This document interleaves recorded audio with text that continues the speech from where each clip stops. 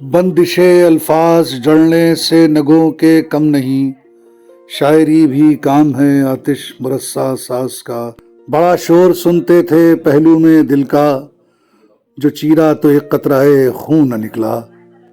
جو اعلیٰ ظرف ہوتے ہیں ہمیشہ جھک کے ملتے ہیں، صراحی سر نگوں ہو کر بھرا کرتی ہے پیمانہ۔ نہ گورے سکندر نہ ہے قبر دارا، مٹے نامیوں کے نشاں کیسے کیسے۔ ان خوبصورت اشعار کے مالک حیدر علی آتش کے بارے میں ہم آج اس ایپیسوڈ میں آپ سے گفتگو کریں گے۔ آپ کو یہ ایپیسوڈ کیسا لگا ہمیں اپنی رائے ضرور دیجیے گا کمنٹ باکس میں۔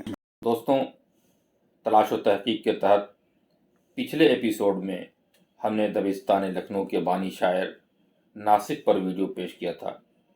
اسی مہم کے تحت آج ہم مصفی کے شاگرد خواجہ حیدر علی آتش کی آخری آرام گاہ کو کتابوں کے حوالے سے اور کچھ پرانے جانکاروں سے معلومات حاصل کرنے کے بعد اس وقت ہم جس جگہ پر موجود ہیں وہ ہے لکھنؤ کے ٹھاکر گنج علاقے میں واقع مالی خاں سرائے میں۔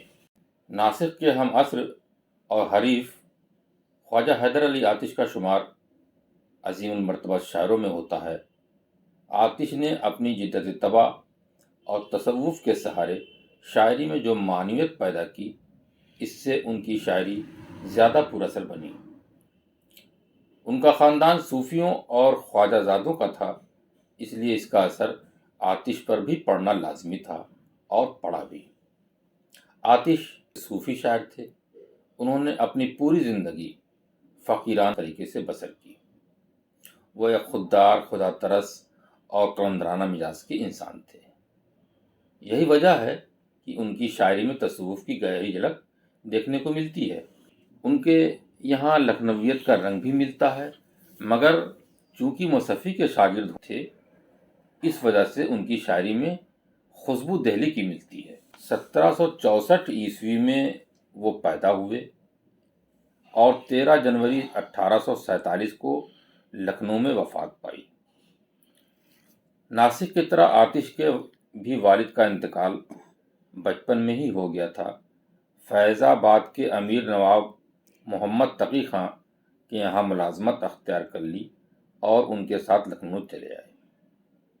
یہاں مصفی کی شاگردی اختیار کی۔ کچھ دنوں کے بعد میر محمد تقی خاں کا انتقال ہو گیا۔ اس کے بعد انہوں نے کوئی ملازمت نہیں کی اور نہایت سادگی کے ساتھ اپنی زندگی بسر کرتے رہے۔ آخری وقت میں ان کی بینائی بھی چلی گئی، مگر انہوں نے کسی کی نہ تو درباری کی اور نہ ہی کسی عمرہ سے مراسم پیدا کیے اور نہ ہی ان کی مدح سرائی کی۔ انہیں 80 روپیہ ماہانہ بادشاہ کی طرف سے وظیفہ ملتا تھا، جس میں سے 15 روپیہ گھر میں دیتے، باقی پیسہ غربا اور ضرورت مندوں میں خرچ کر دیتے۔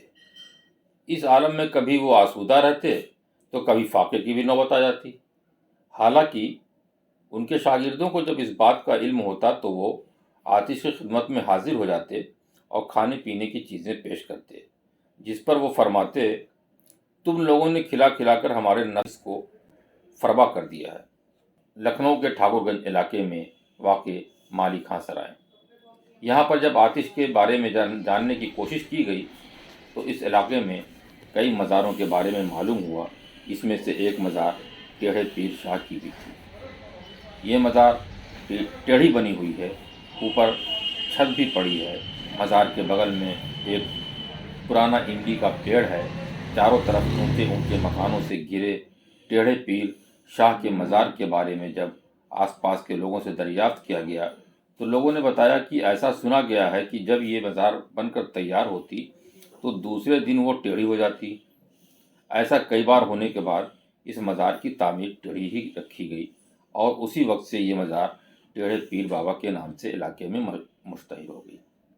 پاس پڑوس کے کچھ عقیدت مند یہاں آتے رہتے ہیں۔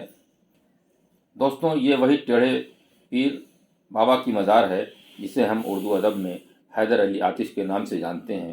اس کا ذکر آب حیات میں محمد حسین آزاد اس طرح تحریر کرتے ہیں: مالی خان سرائے میں ایک پرانا سا مکان تھا، وہاں سکونت تھی۔ اسی محلے کے ایک طرف ان کے دل بہلانے کا جنگل تھا، بلکہ وہ ویرانوں میں اور شہر کے باہر جنگلوں میں اکثر پھرتے رہتے۔ مالی خان سرائے میں اسی بوسیدہ مکان میں چھپر کا سایہ اور بورے پر صبر و قناعت کے ساتھ بیٹھے رہتے۔ بہرحال آج بھی آتش کی قبر مالی خان سرائے میں موجود ہے اور علاقے میں ٹیڑھے پیر بابا کے نام سے مشہور ہے۔ چینل کو سبسکرائب کریں اور اپنی رائے ضرور دیں۔